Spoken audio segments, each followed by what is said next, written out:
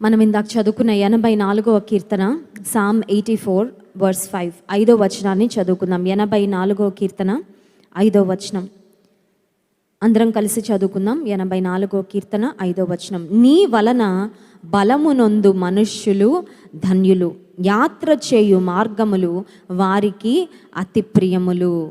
7వ వచనం కూడా చదువుకుందాం.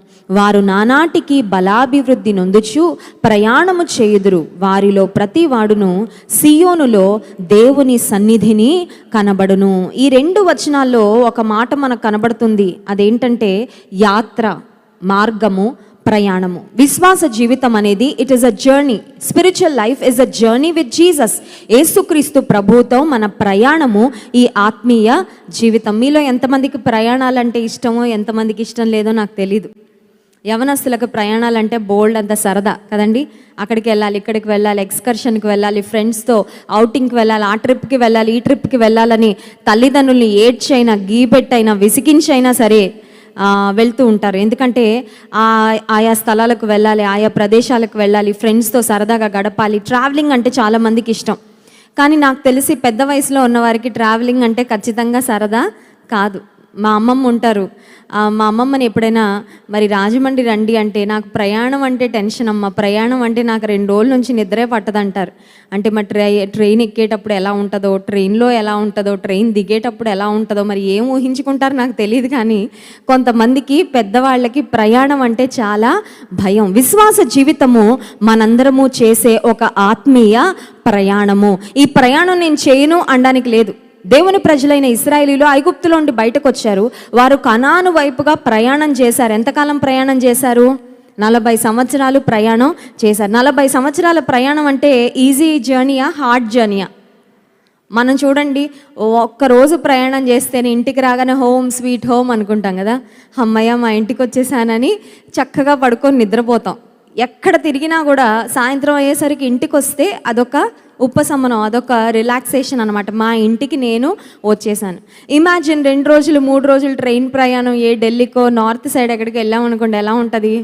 అది ఒక రకంగా ఉండదు, చాలా రకాలుగా ఉంటుంది. కానీ దేవుని ప్రజలు ఇంటికి ఎప్పుడు చేరుకున్నారు? ఇల్లే లేదు వారికి. ఎన్ని సంవత్సరాల ప్రయాణం? 40 సంవత్సరాలు. 40 సంవత్సరాల ప్రయాణంలో వృద్ధాప్యంలో ఉండి ఐగుప్తు నుండి బయటకు వచ్చిన వారు ఉన్నారు. వారు ఎక్కడ చనిపోయారు?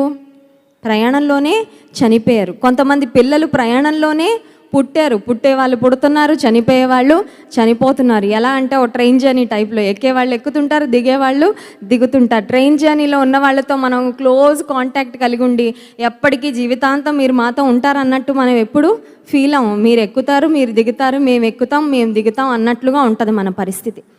విశ్వాస జీవితం కూడా it is a journey with Jesus. చాలాసార్లు మన చుట్టూ ఉన్న మనుషుల కోసం బ్రతికేస్తూ ఉంటాం. మన చుట్టూ ఉన్న మనుషులే మన మైండ్లో తిరుగుతూ ఉంటారు. మనల్ని సృజించిన దేవుని కంటే ఏ పని చేసినా వాళ్ళు ఏమనుకుంటారో, వీళ్ళు ఏమనుకుంటారో, వాళ్ళు ఎలా ఫీల్ అవుతారో, వీళ్ళు ఎలా ఫీల్ అవుతారో. వాళ్ళ కోసం పుట్టించాడా దేవుడు నిన్ను? నీ కోసం పుట్టించాడా? నీ కోసం పుట్టించలేదు, వాళ్ళ కోసం పుట్టించలేదు, ఆయన కోసం పుట్టించాడు. హల్లెలూయా. తల్లిదండ్రులు అనుకుంటారు పిల్లలు మా కోసం పుట్టారని. మన కోసం పుట్టలా మన పిల్లలు. దేవుని కోసం పుట్టించాడు, పెంచమని ఇచ్చాడు మనకంతే. ఎంతకాలం ఇస్తే అంతకాలం మన పిల్లల్ని దేవుని కోసం మనం పెంచాలి. కొంతమంది చూడండి, తల్లిదండ్రులు మా కోసం పెంచుకోవాలండి, మమ్మల్ని మా వాళ్ళు బాగా చూసేయాలి, లేకపోతే పెద్ద అయిన తర్వాత మాకు పెద్ద బంగ్లా కడతాడండి మా వాడని, వాడికి చికెన్ మటన్ అన్నీ తినిపిస్తారు, వాడు బాగా కండలు పెంచి అమ్మా నాన్ని కొట్టేస్తుంటాడు. అంటే కొన్నిసార్లు మనం అనుకుంటుంటాము మన పిల్లల్ని మన కోసం దేవుడు ఇచ్చాడు, మన కోసమే పెంచుకోవాలి, మనల్ని ఏదో వాళ్ళు చూసేసుకుంటారని. చాలాసార్లు మన మనసు కూడా ఎప్పుడు వారి చుట్టూ వీరి చుట్టూ తిరుగుతూ ఉంటుంది. అవునంటారా కాదంటారా? ఫీలింగ్స్ కదండి, ఫీలింగ్స్. ఎవరు ఎలా ఫీల్ అవుతారో అని మనం ఫీల్ అయిపోతుంటాం. మందిరానికి వెళ్తే వాళ్ళు ఏం ఫీల్ అవుతారో, వాళ్ళు ఏం ఫీల్ అవుతారో నీకెందుకు? నీ దేవుడు ఏం ఫీల్ అవుతున్నాడో ఒకసారి ఆలోచించి. ఈ మాట మాట్లాడితే వాళ్ళు ఏం ఫీల్ అవుతారని నువ్వు అనుకుంటున్నావు. సరైన మాట సరైన సమయంలో దేవుడు నేను చెప్పమంటే నువ్వు చెప్పాల్సిందే. ఇంకెవరు ఏం ఫీల్ అయినా నీకు అనవసరం. చాలాసార్లు ఏ పని చేయాలన్నా మన మనసులో వారు వీరు తిరుగుతూ ఉంటారు, దేవుడు తప్ప. ఒక మాట చెప్పమంటారా? విశ్వాస జీవితంలో ఈ ప్రయాణంలో నువ్వు చక్కగా ముందుకు వెళ్ళాలంటే వారిని వీరిని చూడడం ఫస్ట్ మానేయాలి. హల్లెలూయా. అది ముందు అలవాటు చేసుకుంటే మనుషుల్ని చూడడం మానే. ఫస్ట్ మనుషులు ఏమనుకుంటారో ఆలోచించడం మానే. నా ప్రభు ఏమనుకుంటాడు, నా ప్రభు ఏం కోరుకుంటున్నాడు, నా ప్రభు ఏమి ఆశిస్తున్నాడు. నటన అవసరం లేదు, ఇంకా ఎనఫ్ ఆఫ్ యాక్టింగ్. బోల్డ్ అంత యాక్ట్ చేసేస్తాం, ఇంకా చాలు. ప్రయాసపడకు, ప్రెషర్ తీసుకోకు. యాక్టింగ్ ఎంత ప్రెషర్గా ఉంటుందండి, అవునా కదా? కొంతమంది యాక్టింగ్ చేస్తూ ఉంటారు, బంధువులు రాగానే ఎంత అద్భుతంగా యాక్టింగ్ చేసేస్తారు. అబ్బా, ప్రపంచంలో ఇంతకంటే మంచి ఆవిడ ఇంకొక ఆమె కనబడదు అన్నట్టు. మందిరానికి వచ్చినప్పుడు ఇంకెంత అద్భుతంగా యాక్టింగ్ చేస్తాం. ఏంజెల్స్ అంటే వీళ్ళేనేమో అన్నట్టుగా ఉంటుంది. మికాయేలు, గాబ్రియేలు, ఇంకా రకరకాల పేర్లు పెట్టేసుకోవచ్చు. మనందరికీ అలా ఉంటాం, ఏంజల్స్ లాగా. చాలాసార్లు మనం మన రియాలిటీ ఏంటో బ్రతకకుండా ఈ ప్రయాణంలో వాళ్ళ కోసం వీళ్ళ కోసం ఆలోచన చేస్తూ యథార్థంగా బ్రతకకుండా, దేవుడు మెచ్చే జీవితాన్ని జీవించకుండా, వారి కోసం వీరి కోసం వారిని సంతృప్తి పరచాలి, వీరిని సంతోషపరచాలి. ఈ సందర్భంలో వాళ్ళు నేను ఏం మాట్లాడాలని కోరుకుంటుంటారు, వాళ్ళు ఏం మాట్లాడాలని కోరుకోవాలని నువ్వు మాట్లాడడం కాదు, ప్రభు నువ్వు ఏం మాట్లాడాలని తలస్తున్నాను. ఫ్రెండ్ వచ్చాడు, బయటికి వెళ్దామన్నాడు, ఫ్రెండ్ బాధపడతాడని వస్తానని చెప్పడం కాదు, దేవుడు ఏం చెప్పాలని కోరుకుంటున్నాడు, దేవుడు నేనేం చేయాలని ఈ సమయంలో ఆశిస్తున్నాడు, అది నువ్వు ఆలోచిస్తూ వెళ్ళగలిగితే ఈ యాత్ర చేయు మార్గములు వారికి ఎలా ఉంటాయంట, అతి ప్రియములు. Journey is exhausting. ప్రయాణాలు చాలా అలసట, అవునా కదా? ప్రయాణాలు మామూలు అలసట కాదు. ఈ మందిరం కన్స్ట్రక్షన్ అవుతూ ఉన్నప్పుడు జాన్ వెస్లీ గారు, నేను, ధన్య అమెరికా దేశం వెళ్ళాం. I think we were there for almost 2 weeks. 2 వారాలు అమెరికా దేశంలో ఉన్నాం. రిటర్న్లో మళ్ళీ ఇంగ్లాండ్లో ఆగి అక్కడ కూడా పరిచయం చూసుకొని మేము వచ్చాం. 2 వారాలు మేము ఉంటే 2 వారాల్లో దాదాపు యుఎస్లో ఉన్న 15 స్టేట్స్ మేము తిరిగామండి.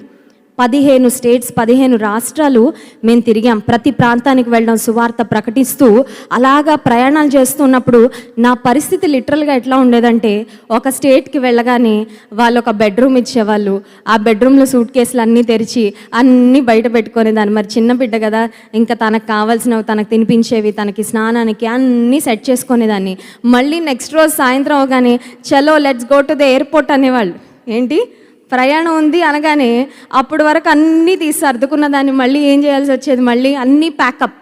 అప్పుడు ఏం గుర్తొచ్చేదంటే, ఈ లోకంలో మనము యాత్రికులము. ఇక్కడ శిలేసుకొని ఉండడానికి మనం ఎవ్వరము రాలేదు, కానీ మనం శిలేసుకొని ఉండడానికే ఉన్నట్టు ఆలోచిస్తుంటాం ఎంతసేపు. ఆ రూపాయి దాచాలి, ఈ రూపాయి దాచాలి, అన్నీ నావే, అన్నీ నాకే, స్వార్థం స్వార్థం స్వార్థం. ఎంతకాలం ఉంటావు ఈ లోకంలో? నీ జీవితానికి ఒక గ్యారంటీ ఉందా? ఎన్ని రోజులు బ్రతుకుతావో నీకు తెలుసా? ఆ రోజుల్లో ఆల్మోస్ట్ ఒక 15 స్టేట్స్ మేము ప్రయాణం చేస్తున్నప్పుడు దేవుడు ఇదే మాట నాకు జ్ఞాపకం చేశాడు. అబ్రహాము గుడారాల్లో నివసించాడు. అబ్రహాము ధనవంతుడే, అబ్రహాం భాగ్యవంతుడే, దేవునితో సహవాసం చేసిన వ్యక్తే, దేవుని స్నేహితుడే. కానీ ప్రయాణమే ప్రయాణం. దేవుడు నేను చూపించే దేశానికి వెళ్ళంటే, నువ్వు ఎటు చూపిస్తే, ఎప్పుడు చూపిస్తే అటు నేను ప్రయాణం చేసి వెళ్ళిపోతానయ్యా. దేవునితో నువ్వు ప్రయాణం చేయడానికి రెడీయా అని అడుగుతున్నాను ఈ రాత్రికాల సమయంలో. Are you ready to travel with Jesus? ఈ జీవిత ప్రయాణంలో యేసు ప్రభుకి మనం వాకింగ్ పార్ట్నర్స్ అన్నారు జాన్ వెస్లీ గారు. గుర్తుందా మీకు? మీరు ఎంతమంది రాసుకుంటున్నారో, మైండ్లో పెట్టుకుంటున్నారో నాకు తెలియదు, కానీ నేనైతే ప్రతి మాట జాగ్రత్తగా నోట్ చేసుకున్నాను. God is looking for walking partners అని చెప్పారు. ఎప్పుడు చెప్పారు అది? Walk in love, walk in light, walk in wisdom. ప్రేమలో నడుచుకోవాలి, జ్ఞానంతో నడుచుకోవాలి, అలాగే వెలుగులో నడుచుకోవాలి. ఎప్పుడమ్మా? సో దేవుడు ఆయనతో పాటు కలిసి నడిచేవారి కొరకు చూస్తున్నాడు. నిన్నగాక మొన్నే మనం విన్నాం ఆ వాక్యం. దేవునితో మనము నడవాలని. God is also looking for people who can journey with him. ఆయనతో కలిసి ప్రయాణం చేసే వారి కొరకు దేవుడు చూస్తున్నాడు. నువ్వు చెప్పగలవా, నేను ఉన్నానయ్యా, నేను నీతో పాటు కలిసి ప్రయాణం చేస్తాను. I will journey together with you and I believe this is a journey with Jesus. యేసు క్రీస్తు ప్రభువుతో ఇదొక ప్రయాణము, యేసయ్యతో ఇదొక ప్రయాణం. యేసయ్యతో ప్రయాణం చేసే వాళ్ళు ఎలా ఉంటారంటే, 5వ వచనం, 84వ కీర్తన 5వ వచనం, నీ వలన బలమునందు మనుష్యులు ధన్యులు, యాత్ర చేయు మార్గములు వారికి అతి ప్రియములు. యాత్ర అంటే వారికి టెన్షన్ ఉండదు, యాత్ర అంటే వారికి చిరాకు ఉండదు, యాత్ర అంటే వారికి అనిశ్చిత అంతకంటే ఉండదు. అమ్మో, ట్రావెల్ అంటే ఎలా ఉంటుంది, అక్కడ వెదర్ ఎలా ఉంటుంది, అక్కడ ఫుడ్ ఎలా దొరుకుతుంది, అక్కడ లైట్స్ ఉంటాయా, అక్కడ కరెంట్ ఉంటుందా, ఆ రోడ్లో ముళ్ళు ఉంటాయేమో కదా, నేను ఏమేమి సర్దుకోవాలి. కొన్నిసార్లు జాన్ వెస్లీ గారు ఆయా దేశాలకు వెళ్తున్నప్పుడు నేను సూట్ కేస్ సర్దడానికి, లగేజ్ సర్దడానికి అడుగుతూ ఉంటాను. అక్కడ వాతావరణం ఎలా ఉంటుందంటండి, అమెరికా, యూకే అలాంటి దేశాలు అయితే మనకి ఈజీగా తెలిసిపోతూ ఉంటుంది. జార్జియా అని ఇలాంటి కొన్ని దేశాలు వెళ్ళినప్పుడు నేను అడిగాను, అక్కడ వాతావరణం ఎలా ఉంటుందో ఒకసారి నాకు కనుక్కొని చెప్పండి, దాన్ని బట్టి మీకు ఏమేం ప్యాక్ చేయాలో నేను ప్లాన్ చేసుకుంటానని. జార్జియా దేశాలకు వెళ్ళినప్పుడు ఏం చెప్పారంటే అక్కడ చాలా చలిగా ఉంటుందంట, ఎముకలు కొరికే చలి అని, గ్లవ్స్ అని, వులెన్ సాక్స్ అని, తర్వాత ఒక మంచి జాకెట్ అవన్నీ కొనుక్కొని వెళ్ళారనమాట. ఎందుకు ఈ మాట చెప్తున్నానంటే యాత్ర చేసేటప్పుడు ఆ వెళ్ళే ప్రదేశంలో ఉన్న పరిస్థితులు ఎలా ఉంటాయో మనకు అర్థం కాకపోతే ఆ యాత్ర పెద్ద నరకంగా ఉంటుంది. అవునా కదా? యాత్రకు చాలా బాగా సిద్ధపడి వెళ్ళాలి. కానీ ఈ జీవిత యాత్రలో రేపు పొద్దునకైనా మనం సిద్ధపడగలమా అంటే మనకు రేపు పొద్దున ఏం జరుగుతుందో మనకు తెలియదు కదా. రేపు పొద్దున మనది కాదు. మరి యాత్ర చేయి మార్గములు దేవుని ప్రజలకు ప్రియంగా ఎలా ఉంటాయి అంటే వారు దేవునితో కలిసి యాత్ర చేస్తారు కాబట్టి రేపు ఉదయం నీకేం జరుగుతుందో నీకు తెలియకపోయినా రేపు ఉదయం ఏం జరుగుతుందో నీ యాత్రలో ఏ మార్గం గుండా నీ వెళ్తావో నీ దేవునికి తెలుసు కాబట్టి నీకు ఆ యాత్ర మార్గాలు చాలా ప్రియంగా ఉంటాయి. అంత మాత్రమే కాదు, నీ వలన బలము నొందు మనుషులు దాన్ని యాత్ర చేసేటప్పుడు కాళ్ళ నొప్పులు వస్తుంటాయండి. వస్తాయా రావా? ఇజ్రాయెల్ దేశం వెళ్ళినప్పుడు పాపం సీనియర్ సిటిజన్ 60 అబవ్ ఉండేవాళ్ళు, 50 అబవ్ ఉండేవాళ్ళు కొంచెం మధ్యాహ్నం దాటగానే ఇంకా కాళ్ళు నొప్పులు స్టార్ట్ అయిపోయి ఎక్కడన్నా స్థలం దొరికితే, రాళ్ళు దొరికితే, ఏమైనా దొరికితే కూర్చుని పోదామని చూస్తూ ఉండేవారు. ఎందుకంటే రోజంతా నడవాలి, ఆ స్థలం ఈ స్థలం, ఆ ప్రదేశం ఈ ప్రదేశం చూస్తూ ఉండాలంటే యూ హ్యావ్ టు ట్రావెల్. ఫిజికల్గా చాలా స్ట్రెయిన్ అవుతూ ఉంటాం కాబట్టి ఎనర్జీ ఏమైపోతూ ఉంటుంది, పోతూ ఉంటుంది. యాత్ర చేసే వాళ్ళకి ఎప్పటికప్పుడు ఏం కావాలి? బలం కావాలి. యాత్ర చేసేటప్పుడు ఎప్పటికప్పుడు బలం పొందుకుంటూ ఉండాలి. ఆ బలం ఎవరిస్తారంటే దేవుడే ఇస్తాడు. హల్లెలూయా. ఇంకొక మాట చూపించి నేను ముగిస్తాను. 7వ వచనం, వారు నానాటికి బలాభివృద్ధి నొందుచు ప్రయాణము చేదురు. దేవునితో ప్రయాణం చేస్తే ఎప్పటికీ నీకు బలం పెరుగుతుంది కానీ బలం తరగదంట. Hallelujah. Your strength will grow day by day. You will go from strength to strength. బలము నుండి అధిక బలములోనికి దేవుడు నిన్ను ప్రతి దినము నడిపించుకుంటూ వెళ్తాడు. ఆ తర్వాత వారిలో ప్రతి వాడును సియోనులో దేవుని సన్నిధిని దేవునితో ప్రయాణం చేస్తే దేవుని సన్నిధిలో కనబడక లోకంలో కనబడతామా? ఖచ్చితంగా లోకంలో కనబడం. కనుక ఈ రాత్రికాల సమయంలో దేవుడు మనకిస్తున్న వాగ్దానము, నీ వలన బలమునొందు మనుష్యులు ధన్యులు. అయ్యా ఆ ధన్యత నాకు ఇవ్వయ్యా, నీ వలన బలమునొందే ధన్యత నాకు ఇవ్వు. నా జీవిత యాత్ర నాకు మరి ఫ్రస్ట్రేటింగ్గా ఉండనివ్వకు, విసుగుదలగా ఉండనివ్వకు, నిరాశగా ఉండనివ్వకు. ఏ దినానికి కావలసిన బలము ఆ దినము నాకు ఇస్తూ యాత్ర చేయి మార్గాల్లో నా వాకింగ్ పార్ట్నర్గా నీ ఉండి, నా జర్నీ పార్ట్నర్గా నీ ఉండి నన్ను నడిపించని దేవుని సన్నిధిలో అడుగుదాము. అటువంటి కృప దేవాతి దేవుడు మనందరికీ దయచేయనుగాక. ఆమేన్. అందరం లేచి నిలబడి దేవుని స్తుతించి ఆరాధించుకుందాం.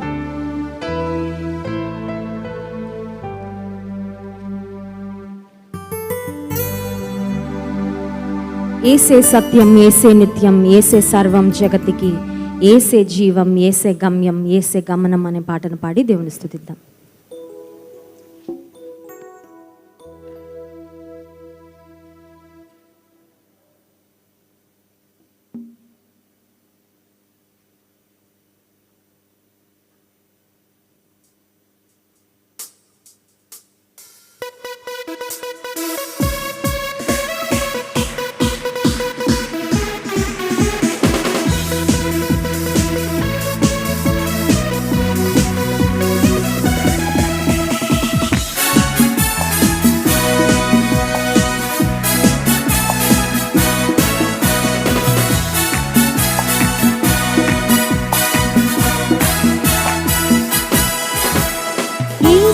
సత్యం, ఏసే నిత్యం, ఏసే సర్వము జగతికి, ఏసే జీవం, ఏసే గమ్యం, ఏసే గమనము. ఏసే సత్యం, ఏసే నిత్యం, ఏసే సర్వము జగతికి, ఏసే జీవం, ఏసే గమ్యం, ఏసే గమనము. పాట పాడెదం ప్రభువునకు స్తోత్రార్పణ చేసెదం. పాట పాడెదం ప్రభువునకు స్తోత్రార్పణ చేసెదం. యేసే సత్యం, యేసే నిత్యం, యేసే సర్వము జగతికి, యేసే జీవం, యేసే గమ్యం, యేసే గమనము.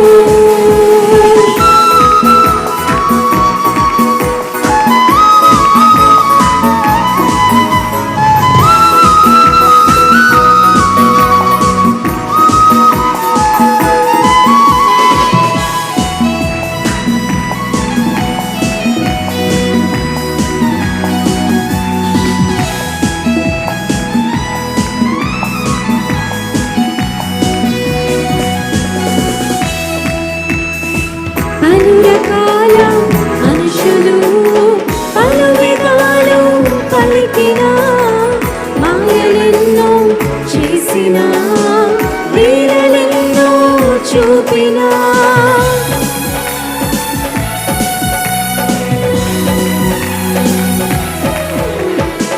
పలురకాల మనుషులు పలు విధాలు పలికినా, మాయలెన్నో చేసినా, లీలలెన్నో చూపినా, యేసులోనే నిత్య జీవం, యేసులోనే రక్షణ, యేసులోనే నిత్య జీవం, యేసులోనే రక్షణ, యేసే సత్యం, యేసే నిత్యం, యేసే సర్వము జగతికి, యేసే జీవం, యేసే గమ్యం, యేసే గమనము.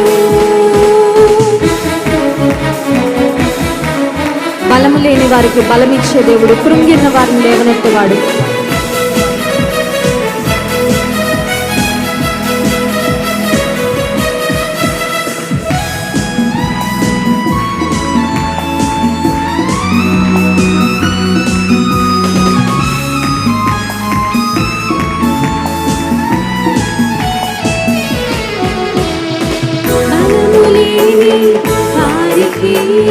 బలమునిచ్చు దేవుడు, కృంగి ఉన్న వారిని లేవనెత్తు దేవుడు,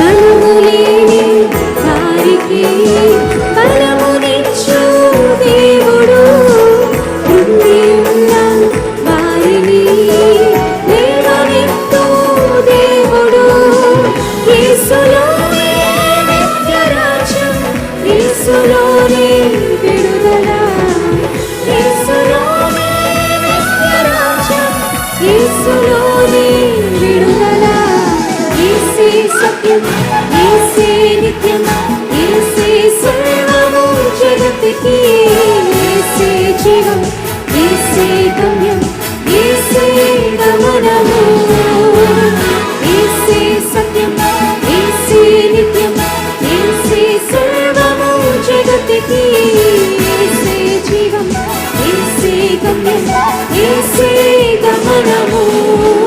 పాట పాడెదం ప్రభువునకు, స్తోత్రార్పణ చేసెదం, పాట పాడెదం ప్రభువునకు, స్తోత్రార్పణ చేసెదం, యేసే సత్యం, యేసే నిత్యం, యేసే సర్వము జగతికి, యేసే జీవం, యేసే గమ్యం, యేసే గమనము, యేసే సత్యం, యేసే నిత్యం, యేసే సర్వము జగతికి, యేసే జీవం, యేసే గమ్యం, యేసే గమనము.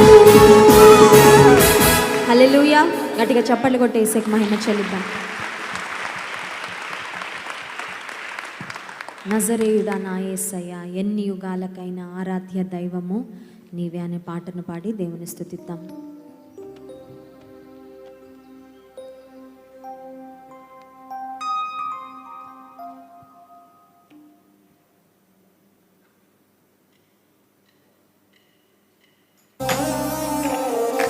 అందరం చప్పట్లు కొడుతూ ఆరాధ్య దైవమానికి స్తోత్రాలయ్య, నా ఆరాధన నా స్తుతి నీకే అర్పిస్తున్నానని చక్కని ఆరాధన స్తోత్రం యేసుకి చెల్లిద్దాం.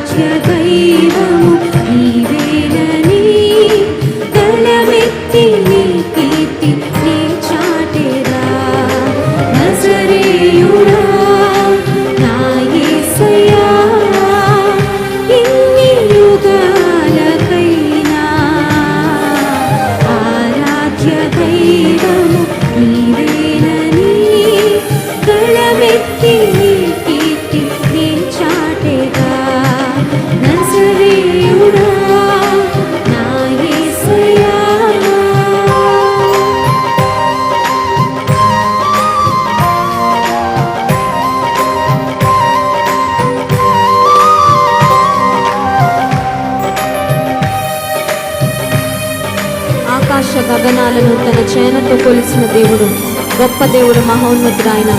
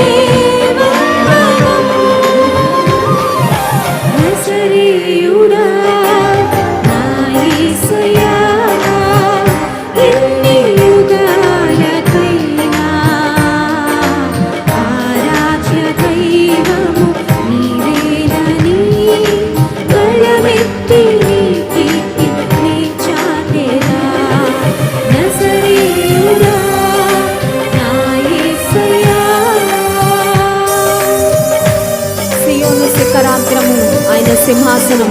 అయ్యా, నిన్ను చూడాలని ఆశగా ఎదురు చూస్తున్నా ప్రభా.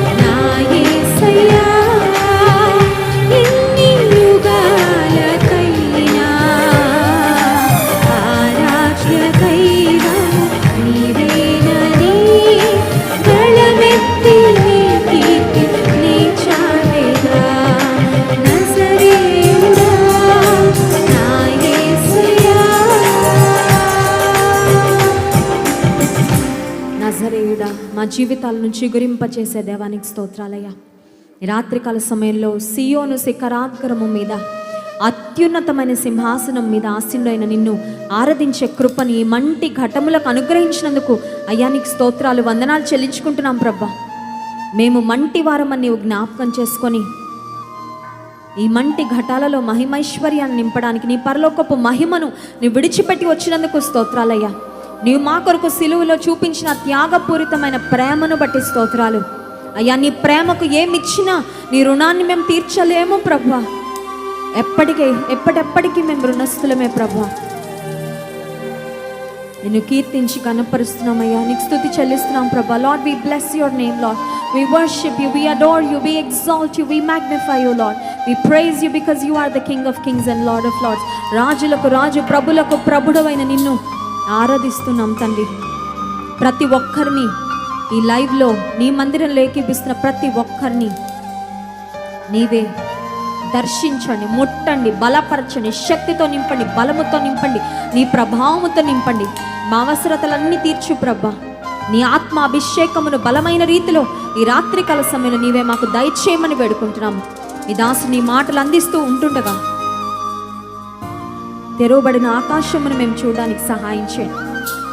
నీ స్వరాన్ని వినే చెవులు, నిన్ను చూసే కన్నులు, నీ మాటలను స్వీకరించే విధేయత చూపించే హృదయాలను, జీవితాలను మాకు దయచేయండి. పరిశుద్ధాత్మదేవ బలమైన రీతిలో ఈ రాత్రికాల సమయంలో నీవే కదలాడుమని వేడుకుంటున్నాను ప్రభువా. సహాయం చేయండి, కృప చూపించండి. ప్రవహించే ఊటలుగా, ఫలించే కొమ్మలుగా, ప్రకాశించే జ్యోతులుగా, ప్రజ్వలించే జ్వాలలుగా మమ్మల్ని అందరినీ నీవే సిద్ధపరచుమని వేడుకుంటూ మహిమ ఘనత ప్రభావం నీకు చెల్లిస్తూ స్తుతి ఆరాధన యేసుక్రీస్తు ప్రభువారి శ్రేష్టమైన నామమున మీకే సమర్పిస్తూ నాము తండ్రి. ఆమేన్.